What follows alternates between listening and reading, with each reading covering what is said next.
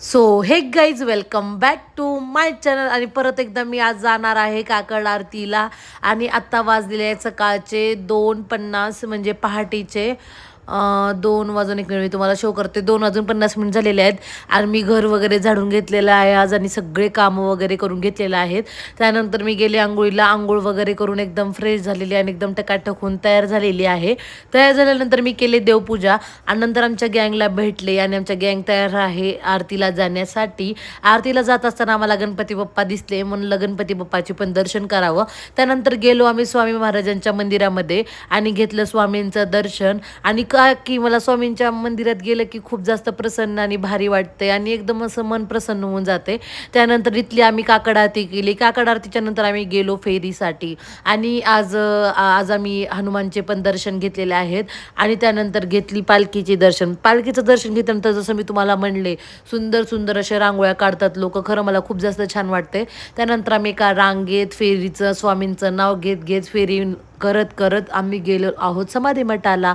आणि इथं पण काकड आरती झाली आणि खूप जास्त छान वाटतं. त्यानंतर आम्ही स्वामींच्या मंदिरात गेलो.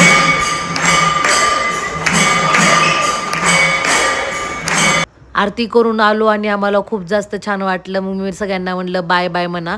माझ्या हाताला हे काय रिॲक्शन झाले की मलाच माहिती नाही आहे आणि खूप जास्त त्रास व्हायला लागले. त्यानंतर मी घरातले कामं वगैरे आवरून एवढं झोप येईल ती मी झोपले. त्यानंतर मी 6 वाजता उठले. ह्यांचा मला फोन आला होता, तुझ्यासाठी काहीतरी सरप्राईज आहे आणि चल आपण बाहेर जाऊन फिरून वगैरे येऊत म्हणून.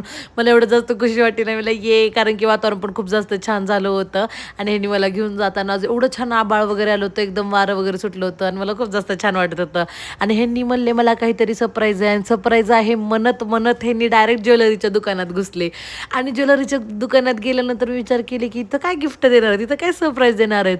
तर त्यांनी माझ्यासाठी एक चेन छानपैकी बघून ठेवलं होते. तुम्ही बघू शकतो किती जास्त सुंदर आहे.